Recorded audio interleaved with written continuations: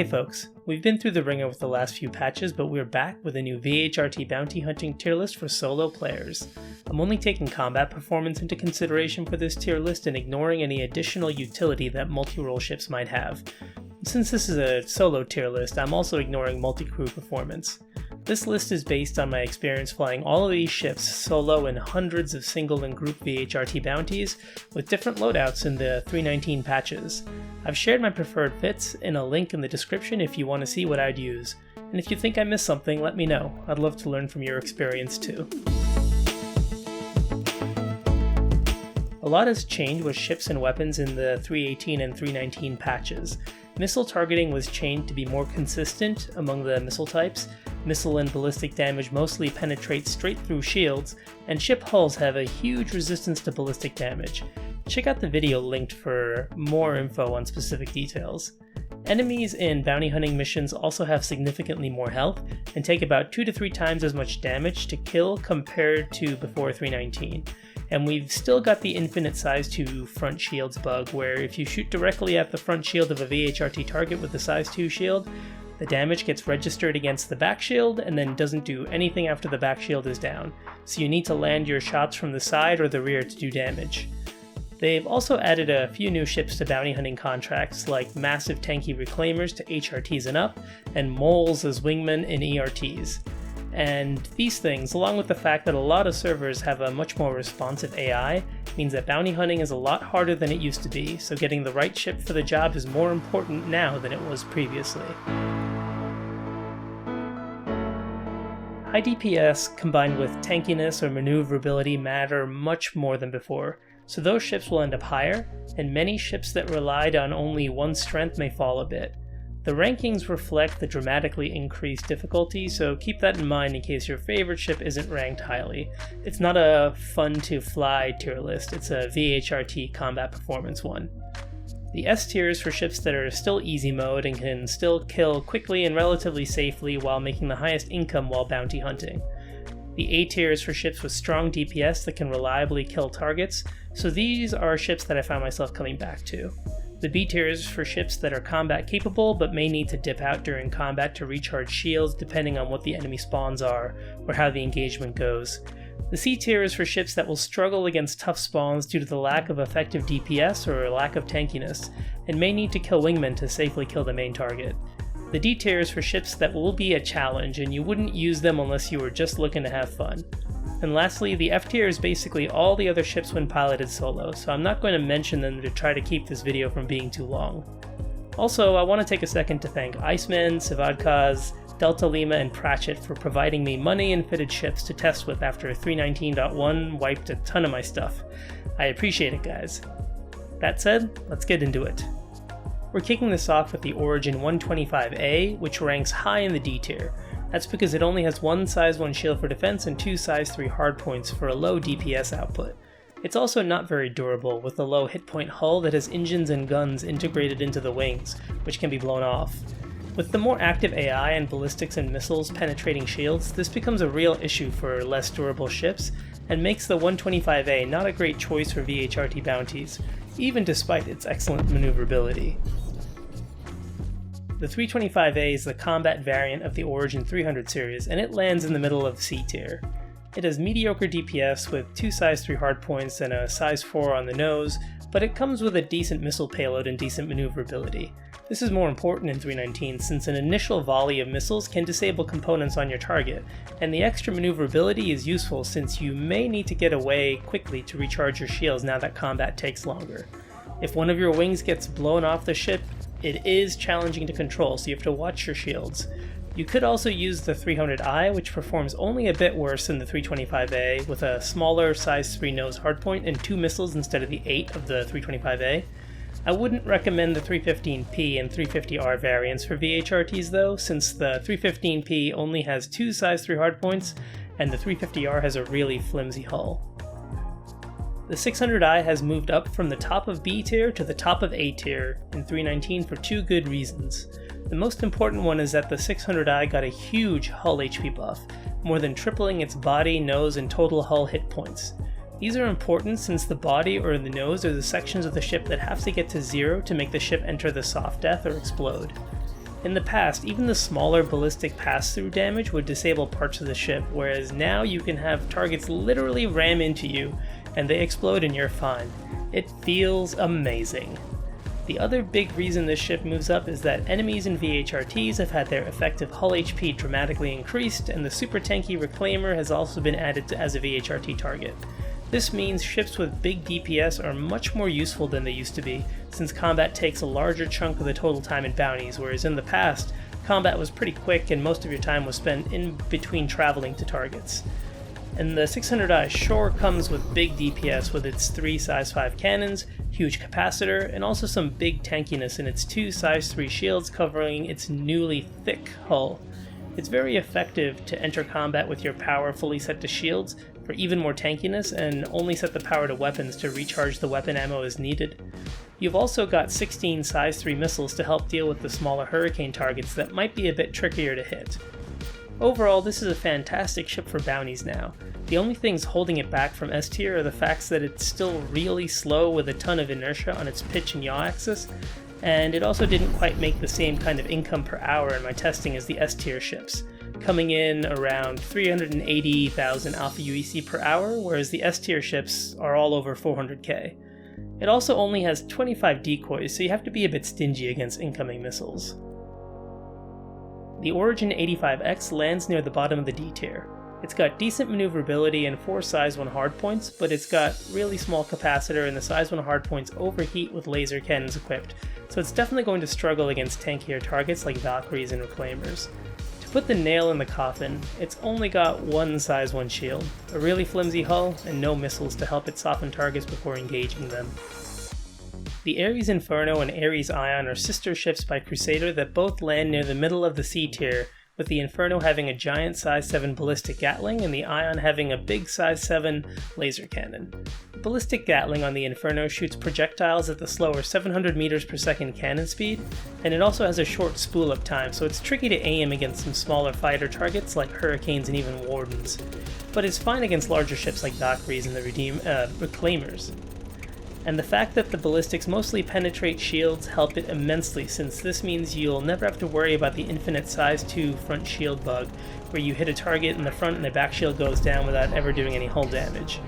The laser cannon of the Ion shoots at almost 2 rounds per second, so it feels a bit more like a repeater in that you need to trace your target's trajectory to do decent DPS, instead of just lining them up for a split second for a big shot doing big alpha damage. It's a bit trickier to use than a typical laser cannon since it's very difficult to aim, but it does have a massive capacitor, matching the Constellations, the Corsair, and the 600i. Most of these ships also have 2 size 2 shields and okay maneuverability for a heavy fighter, but the thing that helps bring both of these ships up into the C tier is the fact that they also come with a pretty massive missile payload. You always get 12 size 3 missiles and additional 2 size 5 racks that are flexible, so you could do something like 16 size 2 missiles or 2 size 5 torps. This can really help you against smaller targets like the Warden or the Hurricane. Just one thing to be wary of though is that I've hit myself with my own size 5 torpedo launching from the Inferno twice in 319.1, so I'd recommend only launching them from SCM speed, no faster. The Arrow has dropped drastically from the A tier to the C tier in 319.1 thanks to the more deadly AI, the much tankier targets, and the low DPS hardpoint layout of the Arrow. These characteristics aren't unique to the Arrow though, so actually most light fighters are dropping down quite a bit compared to where they were before. The Arrow has a decent hull and missile payload for a light fighter, a really small profile, excellent agility in 0G, and a decent weapon loadout with 2 size 3 hardpoints and 2 size 1s. It's also incredibly fun to fly and fight in thanks to its excellent pitch, roll, yaw precision, but it only has 1 size 1 shield, and the size 1 weapon hardpoints mean that if you wanted to equip cannons to help you deal with the tankier targets like Valkyries and Reclaimers, you'd be overheating the size 1 cannons and therefore handicapping your DPS potential. And unless you're doing bounties only in ArcCorp, you're always going to end up having to deal with some tricky bounty spawns like Valkyries or Hurricanes in atmosphere where the drag slows you down so you can't use your mobility to keep that size 1 shield up. And the turrets on those VHRT ships, well, they only want one thing and it can get pretty disgusting. The Aurora series finds itself near the bottom of D tier, primarily due to its handling and DPS hardpoints. It has 2 size 1 shields, which is pretty respectable for a ship this size, but it really needs them because it has a very low SCM speed and a below average hull HP. It greatly struggles to maneuver in atmosphere, even while at the SCM speed, which makes any sort of combat maneuvering tricky, but it does pretty decently in 0G. Unfortunately, since all of its hardpoints are size 1, it does have issues with cannons overheating, so if you come up against a Reclaimer and a VHRT like I did in this clip, it'll take you forever to kill it. On the plus side, it does have nice headlights, so that bodes well if I ever make a headlight tier list. The Avenger series makes it close to the middle of the C tier in 319, just behind the 325A. It shares similar properties to the 325A in having 1 size 4 and 2 size 3 weapon hardpoints, but it carries fewer missiles and has poorer turning performance in atmosphere. The Avenger does benefit from having a strong straight line boost, which is helpful in the middle of combat to get away and recharge your shields. It's also a bit more durable than the 325A and doesn't suffer the same severe loss of control when losing a wingtip. Of the 4 hulls in the Avenger series, there's only 3 real variants, since the Titan Renegade is just a skin and a different default loadout of the Titan. The Stalker and the Warlock have better top speed than the Titan in exchange for a bit less maneuverability, and the Warlock gains an EMP in exchange for having the lowest angular turn rate of the bunch. Thanks to the EMP, I'd say the Warlock is the best combat variant, but I still think it lands in the C tier due to its overall DPS and atmospheric handling. The Blade is another ship that drops a lot compared to where it was to the C tier. After its weapons were changed to all be repeater projectile speed in 317, it would have been solidly near the top of the A tier, but with the 319 changes to bounty hunting, the Blade really suffered. As a light fighter, its strength is the agility of the ship in both staying on target and avoiding incoming damage. The deadlier AI makes it harder to avoid the incoming damage, especially in Atmo, and the targets being a lot tankier make the lower DPS really hurt the ship. Straight up, this ship only has 12% more DPS than a repeater-fitted Aurora, and you can't change the guns out on the Blade, so you're stuck with the repeaters. Also, in 319, they updated the Warlord cannon to fire blue projectiles, and the bloom of the lighting in 319 is much more severe, so you get this painfully bright flashing strobe effect while you're fighting, and it's so much worse on the dark sides of moons and planets due to the darker blacks in this patch. And this all makes me sad because I really used to love flying the Blade, but now they've made it painful in a few different ways. If you don't mind the flashing though, the ship can still perform decently since it comes with a reasonable missile loadout for a light fighter with 8 size 1 missiles and 2 size 1 shields for defense. You do have to be wary of getting hit by missiles though, since if a missile hits you and takes out one of your wings, the ship will become very hard to control. The Buccaneer is our first ship in the B tier. In my testing, I was able to make it to the mid to high 300,000s of Alpha UEC per hour with the Buck, depending on how lucky I was with the bouncy spawns and engagements. I like the ship because it's relatively small with 2 size 1 shields, it's fast in a straight line, and it has really high DPS for a medium fighter. It works well with either cannons or repeaters, although I don't recommend ballistic cannons because I only took out about 2 targets before having to reload. It also has some decent flexibility since you can either put a size 4 gun or 2 size 2 guns on the back of the ship, which is nice since some weapon types only exist in certain sizes. Its downsides are that it doesn't have a great missile payload compared to some other medium fighters like the Reliant Tana and the Hornet series, and that it's not particularly maneuverable outside of the forward strafe direction. It also has a bit of a flimsy body and its wingtips can get shot off relatively easily in 319, which will also take out your size 1 guns and make the ship unstable above SCM speed. That said, it's still a really effective little gunship and satisfying to use. The C2 Hercules Starlifter gets promoted up 2 tiers to the middle of the A tier. This ship was always decent at VHRT bounty hunting thanks to its 2 size 5 hardpoints and huge capacitor, but it was hampered by its ability to actually apply that DPS thanks to its pitch roll yaw rates. Until this patch, it wasn't worth dealing with trying to snipe ships from this mega tanker, since alternative smaller ships were just as effective and didn't have issues staying on target. But now, with the enemies being tankier and deadlier, the 2 size 3 shields and big DPS from the size 5 cannons are much more warranted, and the Hercules series starts to excel. It's got a ton of hull HP and a ton of countermeasures as well, so you don't even have to worry at all about incoming missiles. Just press the right Alt key plus H a few times and you'll fire off a bunch of decoys with a single tap. And even though the ship is one of the larger ships currently in the game, it's surprisingly agile thanks to those booming Crusader Industries engines. I've always joked that the C2 was a bit too good for a cargo ship, and I still believe that. But hey, why mess with a good thing? I was able to make about 400,000 Alpha UEC per hour doing group VHRTs in the C2, and multiple times during my testing I had enemy light and medium fighter wingmen ram into my ship and just explode. I chuckled, thanked them for their 500 Alpha UEC call to arms bonus, and kept blasting.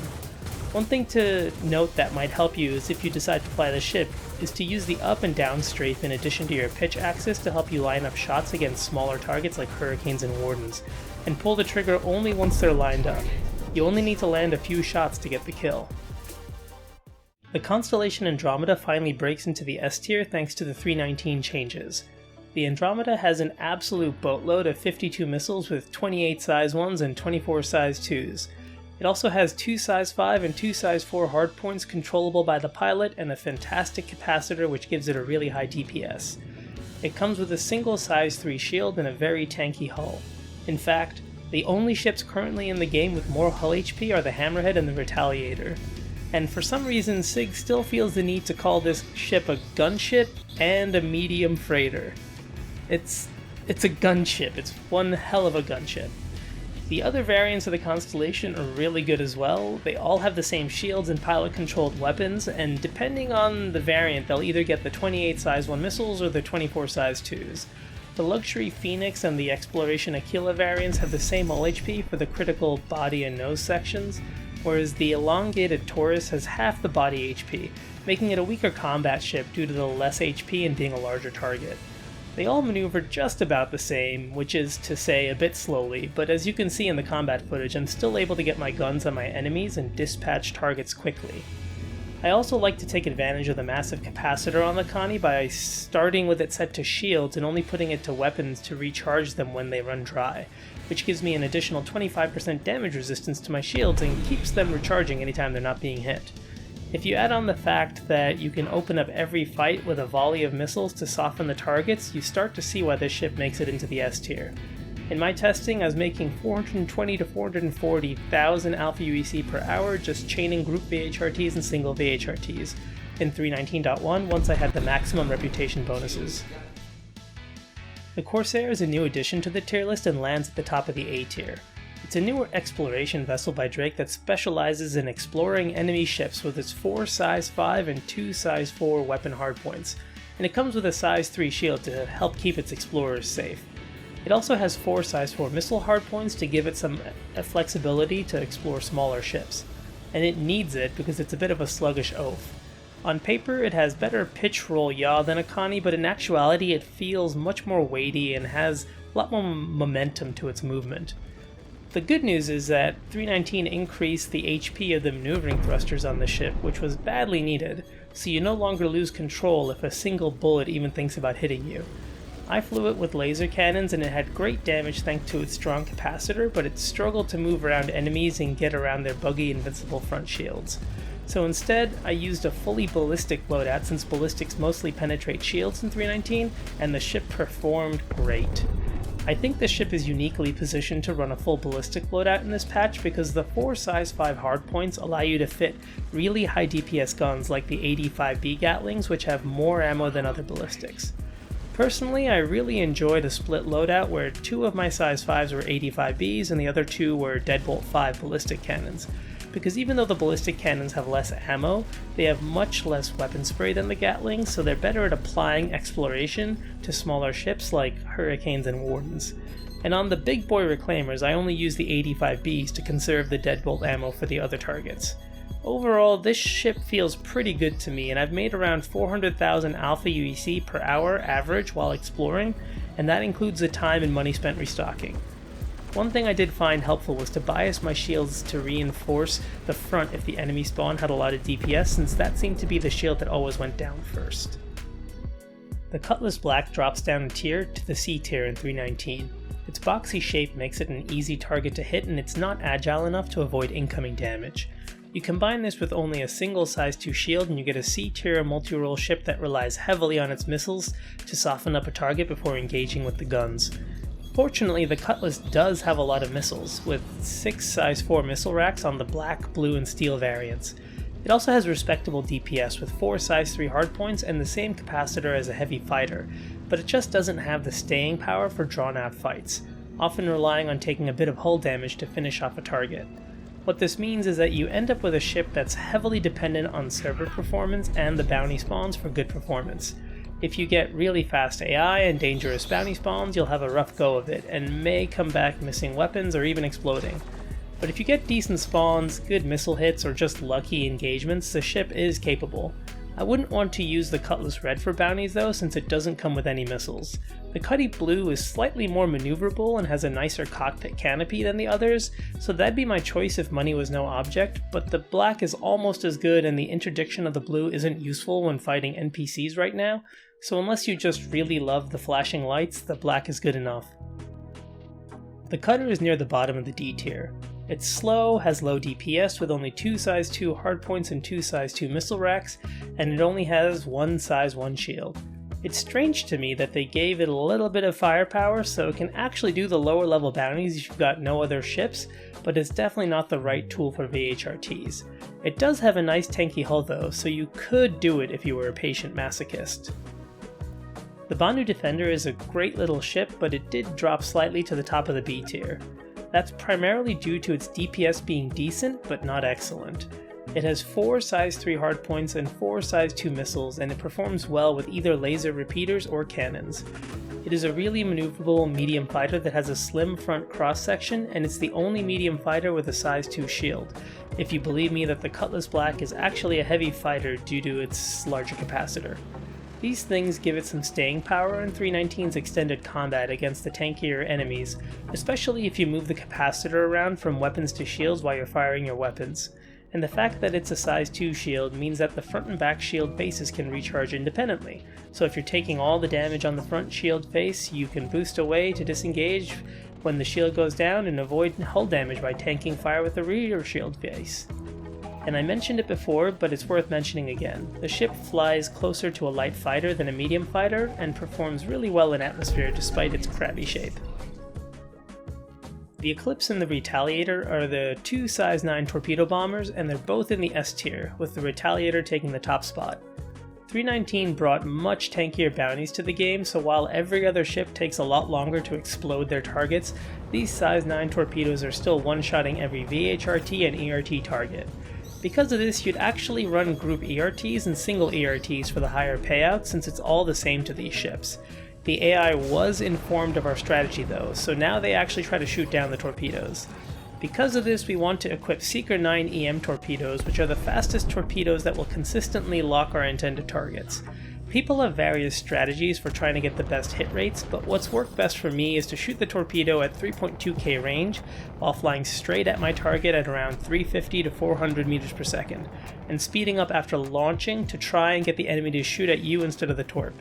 I'd recommend strafing up after launching the missile to make sure the path from the missile bay to the enemy is clear to avoid torping yourself, because I have done that a couple times in 319.1. Claim times and expedite costs for these ships have drastically increased in this patch, so committing insurance fraud to get free torpedo restocks is less viable for consistent income. But these ships make enough money to cover paying for the restocks, even with a few shots missed. I've made over 450,000 Alpha UEC an hour chaining group ERTs in the Retaliator, and probably have around an 80 to 90% hit rate for the missiles. I prefer the Retaliator over the Eclipse because it gets 6 torpedoes instead of 3, which means less time spent restocking, although the Eclipse is a lot faster at getting to and from the target. But if you hold down the boost in the Retaliator after killing your target, you can force the ship to point in a specific direction even while moving faster than the SCM speed, which can help you quantum away quickly. The other reason is that the Retaliator is effectively invincible to anything other than its own torps, whereas the Eclipse can sometimes die to an errant incoming missile if the decoys don't spoof it away. But both ships are honestly great, and I fly both of them, or at least I did until 319.1 took them both away, so now I'm still grinding money to rebuy my Eclipse. The Freelancer MIS takes a big hit in this patch and drops down 2 tiers to the C tier. This is because the Freelancer's strength was in its ability to consistently front-load a high amount of damage thanks to its impressive missile loadout, and then quickly get the kill in one pass and then get out. It was never a ship that could really dogfight in a VHRT because it was outgunned, out-tanked, and outmaneuvered by the targets it'd have to kill. It's got 4 gimbaled size 3 weapons and the capacitor of a heavy fighter, but it's large and extremely slow, so it's difficult to get around, and the buggy infinite front shields to land effective damage. And despite having 2 size 2 shields, you can't evade any incoming damage, so they go down pretty quickly, and then you're too slow to disengage to recharge them. You've still got a dedicated 20 size 3 missiles and 4 interchangeable size 4 missile racks for a massive missile payload to front load damage, but if you come up against a reclaimer, you'll quickly deplete your stockpile. And that's even without mentioning that the 20 dedicated size 3 missiles fire extremely slowly, like over 10 seconds to shoot a full volley. And this bums me out because I really like this ship, but it's just too squishy and slow for the current deadliness of VHRTs beyond sitting back and spamming missiles. The Gladiator actually comes up a bit to the back of the C tier. It's a smaller torpedo bomber and comes with 4 size 5 torpedoes, 4 size 3 missile racks, and 2 size 3 weapon hardpoints. It's got 2 size 1 shields and a pretty tanky hull for defense, but it's pretty slow and easy to hit. Because of this, you'll want to rely on your torpedoes and missiles to kill targets, and fortunately a single size 5 torp can mostly kill a Hurricane and a Warden, and 2 size 5 torps will kill a Valkyrie.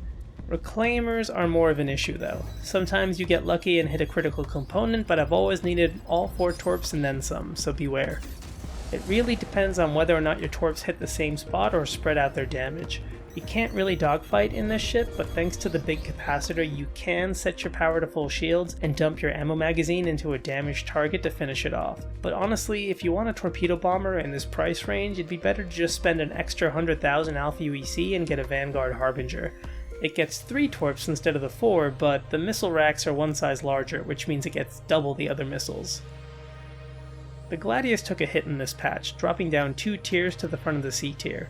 This is the unfortunate reality of a low DPS ship that's reliant on agility for survivability.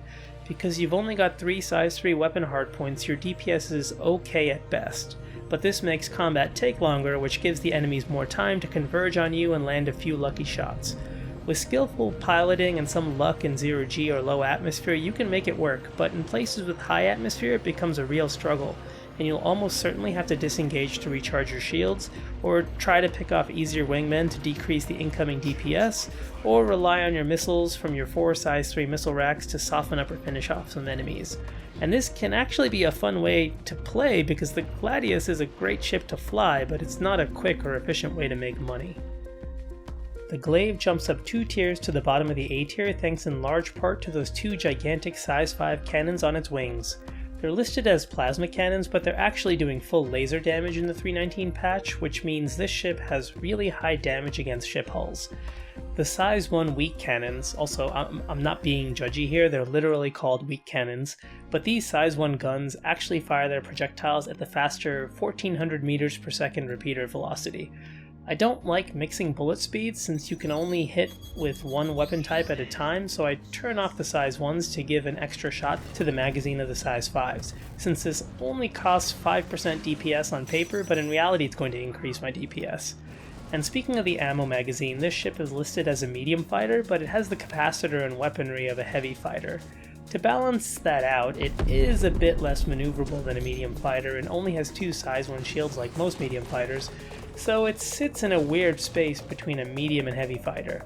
With some good trigger discipline and careful piloting, you can be really effective with this ship, but you have to keep an eye on your shields and boost away to recharge them if they're going down.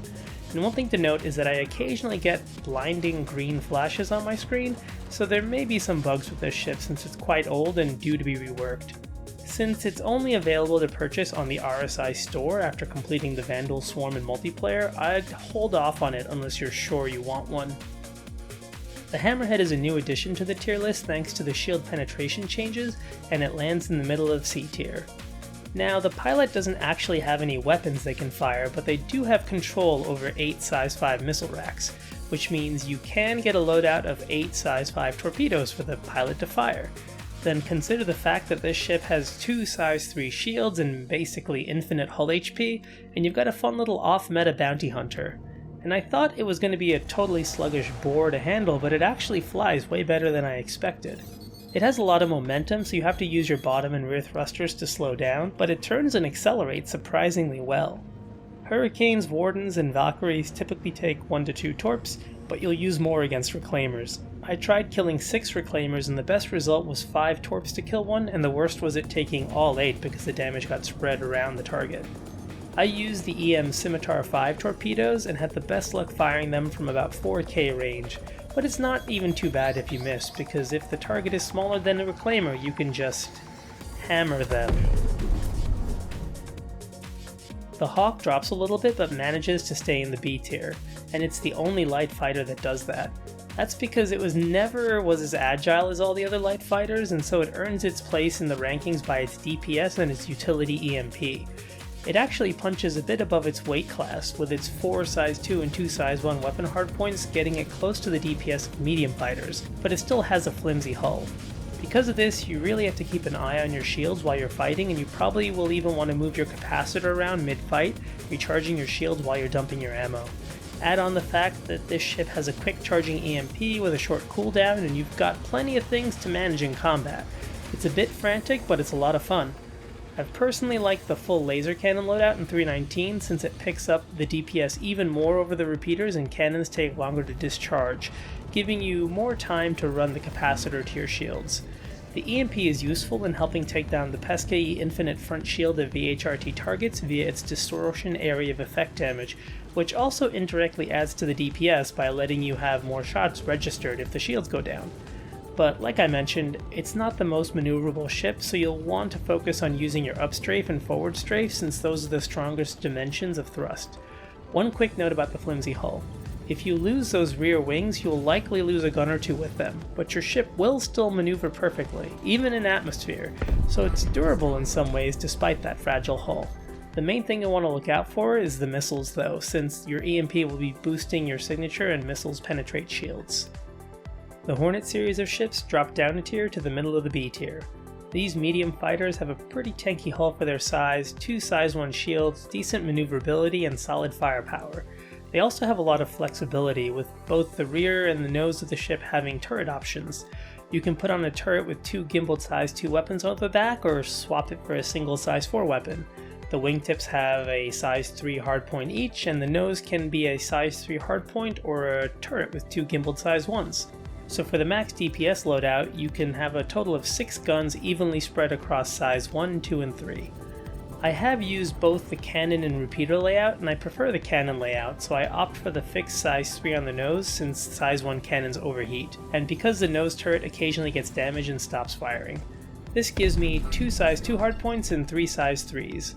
All of the Hornets except the Super Hornet also come with 2 size 3 and 2 size 2 missile racks, but for some reason the Super Hornet only gets 2 size 3 racks. To help make up for it though, the Super Hornet lets you gimbal the nose hardpoint from a size 3 to a gimbaled size 2, which for some reason none of the other Hornets allow. I'm guessing that's because this is an old chip and SICK hasn't gone back and cleaned up some of the weird quirks between the variants. Speaking of which, the forward acceleration on the Hornet is currently bugged to be much higher than it should be, so that might be fixed soon. But the ship is still good even without the bugged acceleration. I was able to make the equivalent of 420,000 alpha UEC per hour on a slower server, and I was making about 350k per hour on a really tricky server with difficult bounty spawns, so this is going to be one of those ships where the performance relies on a few factors out of your control, which actually applies to most ships outside of the S and A tiers. The Hurricane moves up a tier into the middle of the C tier for a solo pilot. The ship only has 2 size 4 weapons and 4 size 2 missile racks for the pilot, so the DPS is actually lower than a Gladius, whether you use cannons or repeaters. But the Hurricane is also roughly the same size as a Gladius, which is a very small size for a ship with the hull and capacitor of a heavy fighter. On top of its tanky hull, it's got a size 2 shield, and its agility isn't great, but its thrust while boosting is very impressive. It has pretty poor angular turn rates though, so you will struggle to pitch battle enemies, but thanks to its size, shields, and boost performance and capacitor, you have a surprisingly large amount of staying power in fights. There are a couple of annoying things though, like it literally doesn't have a headlight, and you can't see the bottom of your 2 MFDs half the time, so if you're pitching up and you glance down, you won't see how your rear shields are doing. But other than that, I'm pleasantly surprised. The Khartu-al drops a bit to the back of the C tier. It's a light fighter with 2 size 1 shields and a massive front cross section, and only 2 size 4 weapon hardpoints. It boasts being one of the most agile ships in the game that have a quantum drive, and so it'll never have trouble keeping its guns on the target, but with its relatively low DPS and large size, it'll definitely struggle to stay alive against incoming turret fire, which can hit it no matter where it is. I'm looking at you, Valkyries and Hurricanes. It's also a bit fragile and can have its engine blown off by a single incoming missile hit if you're unlucky, and that will send the ship into a death spiral. The M50 ends up near the top of the D tier. They actually fixed the ship's handling in atmospheres so that it's much more willing to turn when above the SCM speed, and that helped it a bunch, but unfortunately there's no getting around the low DPS with 2 size 2 weapon hardpoints and 2 size 1 missile racks. It does have 2 size 1 shields, which is a lot for a ship this small and quick, so it has good staying power in a fight. And that's good, because you'll need it. The Mustang Alpha drops a tier and lands near the back of C tier. It's got 2 size 1 and 2 size 2 weapon hardpoints and 2 size 1 shields, which is pretty standard for a light fighter. Where it struggles is in its weapon layout. The 2 size 1 hardpoints are on the front-leaning wingtips. In my experience, I've lost those wings and those weapons about 1/3 of the time I go out, and that's even with paying close attention to my shields and disengaging when I'm low. It seems those body parts are really flimsy, so that's one thing to be aware of. It is extremely agile though, and that's good because the overall cross-section of the ship is a bit large with the way the wings fold out. I do like the really clear view of the 2 MFDs and the excellent cockpit visibility though. The Mustang Delta lands in the middle of the C tier. This is thanks to its upsized wingtip weapons to size 2s, giving it a total of 4 size 2 hardpoints. It also gets ballistic rocket pods on the wings that shoot at the 700 m/s speed of cannons, which is great because that means you can use a laser cannon fit on the ship and match the speed of your guns. And thanks to the weapons being size 2 instead of size 1, they won't overheat like they do on the Alpha. Other than that, it shares the same strengths and weaknesses of the Alpha. It's got 2 size 1 shields, but the wings that hold 2/3 of your weapons get very easily shot off, so you really need to use your agility to disengage before your shields go fully down. It's still a really fun ship though. The Nomad is an excellent starter ship, but it lands near the middle of D tier for VHRTs. That's because for all that it's good at, it doesn't excel at bounties at that difficulty level.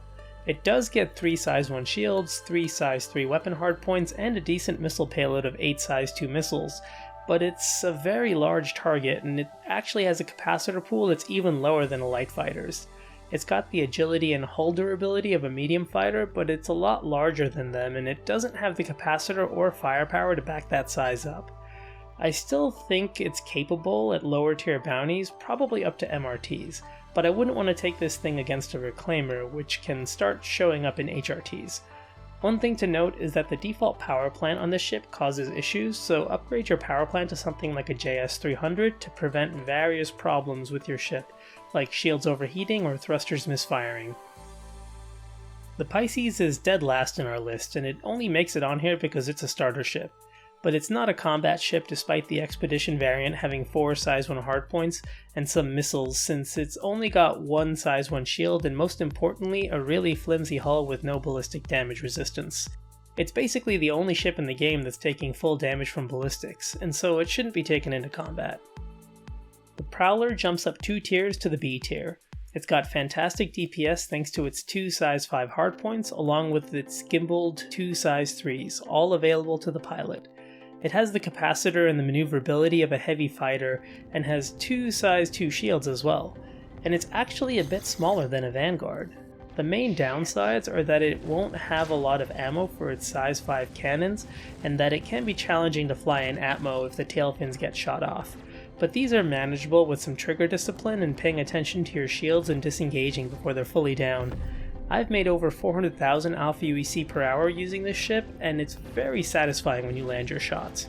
It's worth noting that the wing orientation is the direction of your main thruster, so if you've got your landing gear down, you've got a lot of vertical thrust but not a lot forwards and backwards, and vice versa when you've got your gear up. It's also worth noting that the pilot seat is actually on the 2nd level of the ship, so you have to go up a ladder once you're inside the ship already. The Razor series of ships land at the top of D tier. They're small and extremely agile light fighters, with the base Razor being a racing ship. It also happens to be almost equally as good as combat as the stealth fighter Razor EX, with the EX variant only getting an additional decrease to its signatures. The Luxury LX variant is missing 2 size 1 missile racks that the base and the EX have, and it also has a much more flimsy hull with 1/3 the hit points. All variants have 2 size 2 weapon hardpoints, a size 1 shield, and ridiculous maneuverability in both 0G and atmosphere. They're an absolute joy to fly, but that doesn't change the fact that they have pitiful DPS, so it takes forever to kill VHRT targets. The Redeemer is the biggest winner in this tier list, going all the way from the D tier to the A tier. This is thanks in large part to the buffs they've given to the engine HP and the fact that the 2 size 3 weapons on the turret under the nose are back under the control of the pilot. This is actually really important for the ship's DPS because that turret is run off the ship's turret capacitor, which means those 2 size 3 guns will get 146 repeater shots each and recharge as fast as a turret does even if you don't have your power set to weapons at all. And yes, I did say repeater.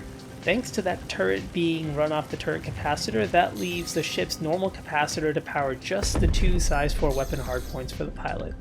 If this is all mumbo jumbo to you, the takeaway is that the pilot gets 2 size 4 weapons and 2 size 3 weapons, and they'll have a big ammo magazine and will recharge more than twice as fast as you'd normally expect. Because of this, we can use repeaters since the DPS loss is going to be minimal compared to cannons, and we get more range and an easier time hitting our shots. And that's helpful because this is a pretty slow ship. Its thrust is a bit lower than a heavy fighter and its angular turning is a lot slower, so the repeaters help bridge that gap. You've also got 16 size 2 missiles to help with the smaller targets, but generally you don't really have to worry because you get 2 massive size 3 shields and a really tanky hull, so you can just safely pew pew away at your targets until they die. You might occasionally want to bias the shields to the front since I had mine go down a couple times, but it's generally very safe. You do only have 25 decoys though, so you want to take care not to waste them. I did find that to be a strange decision for a gunship. In my testing, I was making around 380,000 alpha UEC per hour in the laser repeater Redeemer, and I was having a fun time of it too, so I'm glad this ship is worthwhile to use solo now. The Reliant Tana drops a little bit to the back of the B tier. SIG classifies it as a light fighter, but it's actually got the hull HP, size, weapons, and capacitor of a medium fighter, so that's what I'm calling it. And it's got solid DPS as a medium fighter, with up to 6 size 2 weapons if you equip the Reliant Toshima turrets, and 20 size 2 missiles. It's got similar mobility to other medium fighters, and has 2 size 1 shields for defense. It's a bit larger than something like the Hornet, and it's also got a weaker hull, so you do need to be more careful with the Reliant, but I think the additional missiles are a fair trade-off, especially in this patch where DPS is king and missiles mostly penetrate through shields. I like to use laser cannons with this ship, and move my capacitor to shields while I'm firing the cannons to keep them topped off, and give myself a bit more staying power in the fight. Also, I really love the cockpit view on this ship, and the fact that you can see 4 MFDs simultaneously. And come on, who doesn't love some vertical supremacy? The other variants of the Reliant are probably a tier lower though, since they miss out on 16 of the size 2 missiles that the Tana gets as the combat variant. The Sabre drops a tiny bit to the top of the C tier. This was actually a ship that surprised me.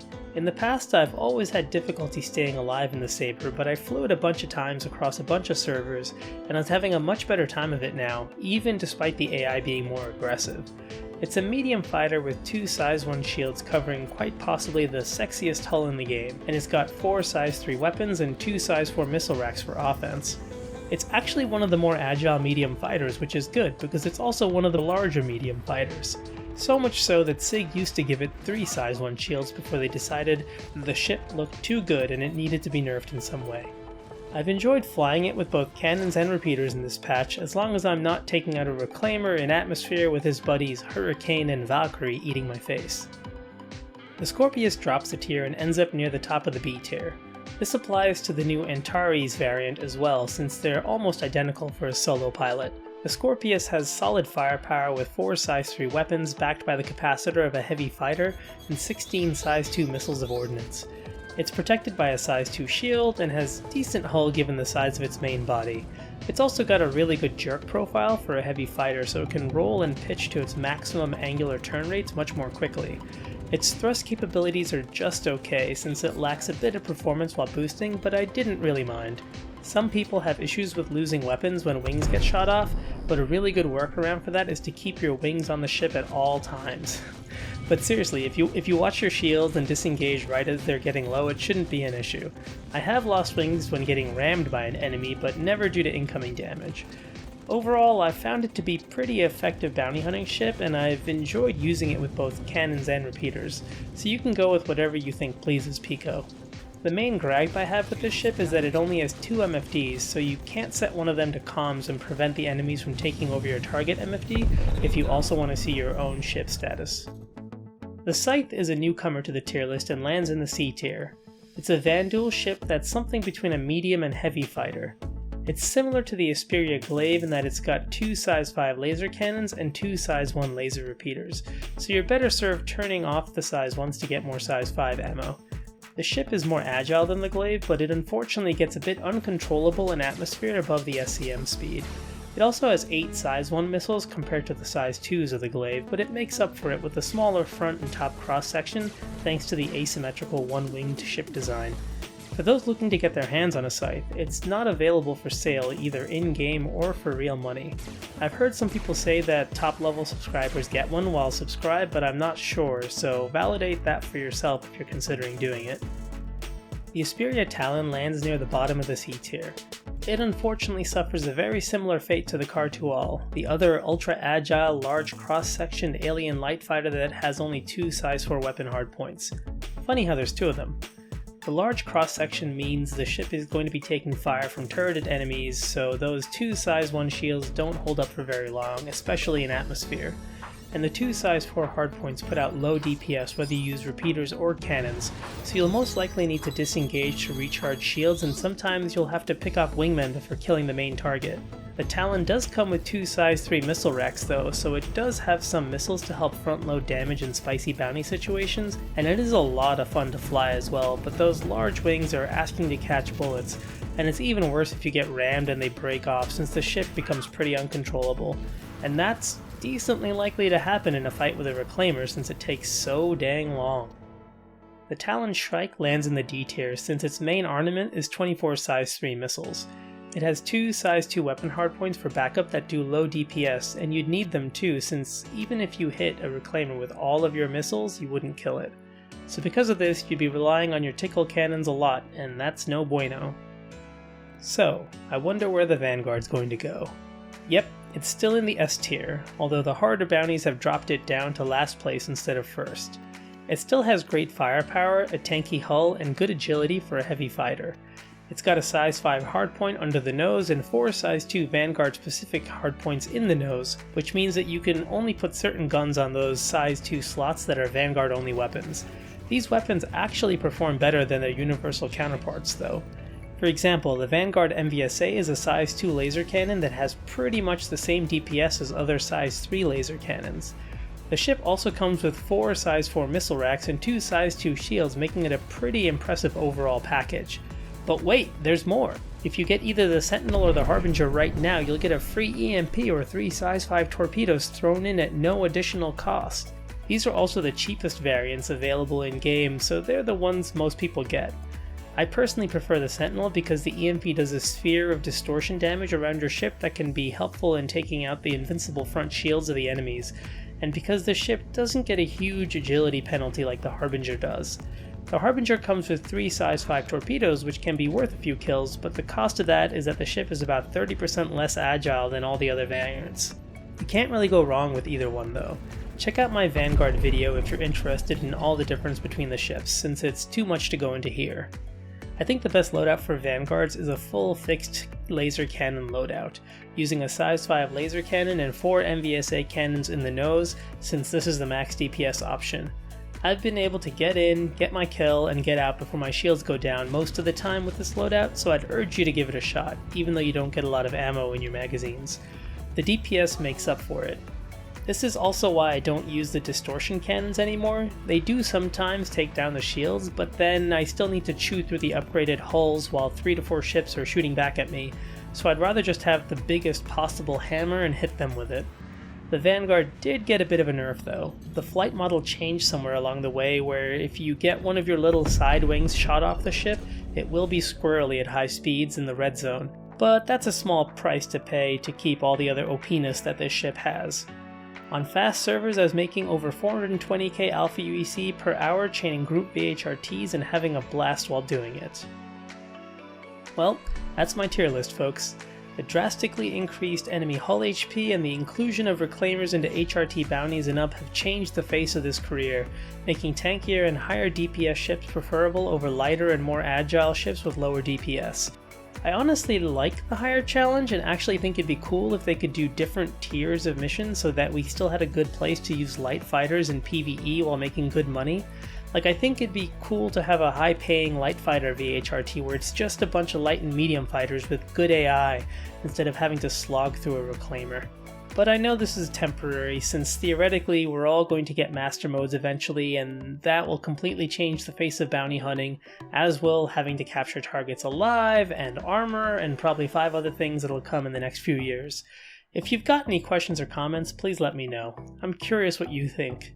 You can find me in the comments or on Twitch. I've also got a Discord where a bunch of us like to chat about things, and I'll put a link in the description, so come on by. And as always, thanks for watching, folks. I hope you've liked this video. Cheers.